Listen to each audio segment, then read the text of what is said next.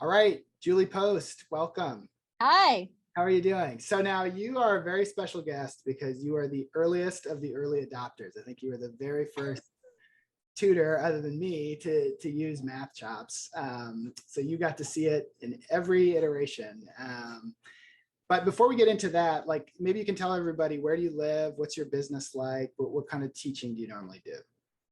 So I'm on the Upper West Side of Manhattan. I see about 30 students at a time. I see all ages from pre-K through 12th grade, but mostly these days I'm doing admission tests. Mhm. So I'm doing IC, lower level, middle level, and upper level, and SAT and ACT.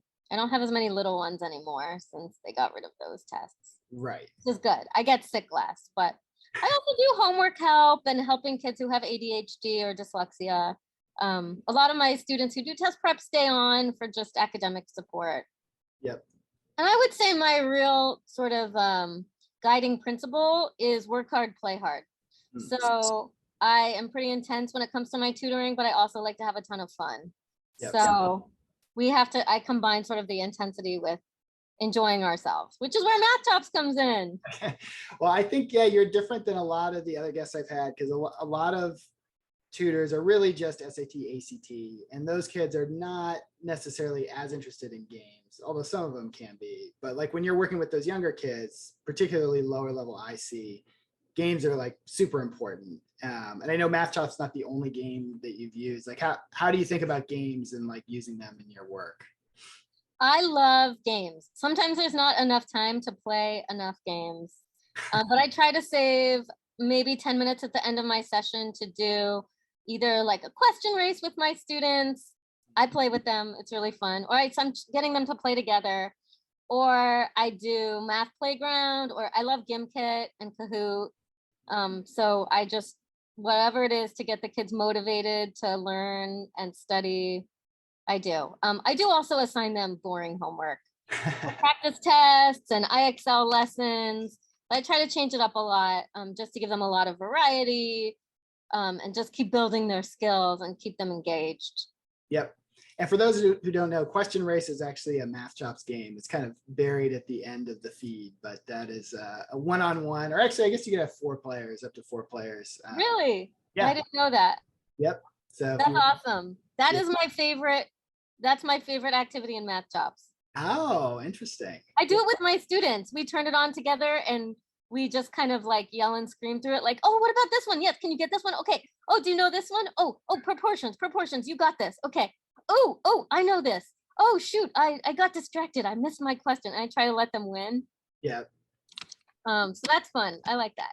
It is a fun game. I like it. I was thinking of having like a tutor tournament using Question Race. We'll have to think about that.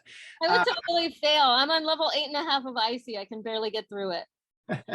There's some hard ones in there. Yeah. So what made you interested in Mathchops initially? You. You. I love you. I think you're a great tutor and you have like the right attitude and you were so excited about it. Mm-hmm. And I thought, wow, this is really cool. Let me try this out. And I was kind of skeptical at first. I didn't really know what was going on. And then as I started using it, I realized what's really amazing about Mathchops is it does the mixed practice.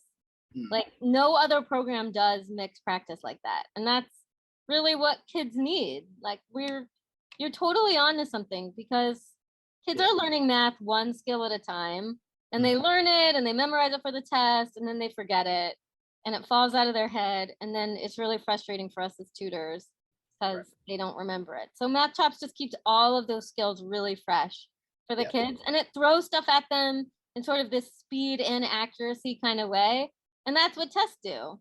Like you got to be fast and accurate. And you're not going to get another program that does that like Mathchops does. So it builds this skill that's like really important and missing from our curriculum. Yeah. Oh, that's awesome. Yeah. Cause I think, you mentioned IXL. I think that is good for like picking one topic and going down the list of, versions of that topic, but the mixing up part, it doesn't happen quite as much in those other programs. So yeah, so I use both of them and like first, okay, we learned Pythagorean theorem today. Okay, do 20 questions on IXL of Pythagorean theorem. Okay, but now you have to do Mathchops and you have to like see Pythagorean theorem constantly after we've moved on to linear equations or whatever we're doing. Right, because you're not going to be able to keep track of all that stuff over a like 4-month period or however long it is. Yeah. Yeah. It's going to fall out of their heads. Yeah, exactly. And is it something like, how do you normally use it? I mean, what's a typical assignment you might give to a student? I think that I normally, depending on where they're at, I normally let them do whatever they want because I like the mixed practice. Yeah. But I'm trying to do more of encouraging them to get to the next level. So I'll have them do practice things they've missed and make sure that they really read the explanations. So what I do is I remind them, if you miss this, go to your analyze tab and go through the things you've missed and try to learn how to do them. Mike gives really good explanations. If there's still questions you have, like, let me know. Usually in our session, I'll go through their Mathchops list with them and say, okay, you missed this one. Did it make sense now? Do you need me to explain it some more?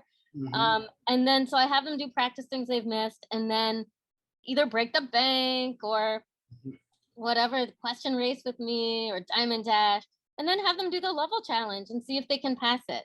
Yeah. And I think the other piece that's really important, I tell my students, is that it's okay if you crash and burn. Like I remember sitting with a student and doing Mathchops in our sessions for the whole time because that's what he wanted to do. I let him do it because that was his thing. He was an ACT student. Yeah. And we would sit there and fail and fail and fail and fail and fail on our, sometimes we'd spend the whole hour and we would fail on our level challenges. Yeah. And then eventually we stopped failing and we started passing them.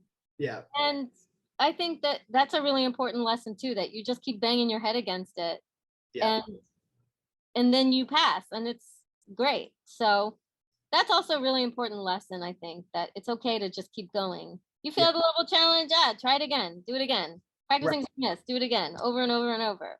Right. Whereas like normally you might take like a 3-hour mock test and then you wait a couple of days to get the result. And then, that result sort of feels set in stone and kind of, I don't know, more permanent than it really is. Whereas if it's just, a 10-minute level challenge or something, and then you just play it again, so you can kind of shake it off more quickly, I feel like. Yeah.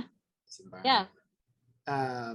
Now, I normally ask tutors what steps they've taken to integrate it. In this case, you were at the very beginning integrating it before I had like all these features. So you're responsible for a lot of feedback. Really? Oh, which features am I responsible for? Oh, I don't think I could even list them all. There's so many input on a lot of different things. So I won't ask you that, but I will ask you, what is advice that you would have for new users? What would you recommend if they're trying to get used to it and kind of integrate it into their practice?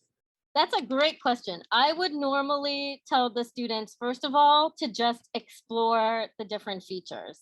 So, hit those little arrows on the side and just check out all those different types of features. There's different games and activities to do. Sometimes I sit with them and I show them the different features at first. Like I'll go through with them and I'll show them how to use their avatar and design stuff and where their coins are and the different games. So I usually take my students through some of the different games, but I'm just like, hey, just explore around, try these different things, see what you like, to see how the different games work. Sometimes my students aren't aware of everything that's going on. So in subsequent sessions, I'll be, oh, have you tried this one yet? Like, try this one. This one might be fun.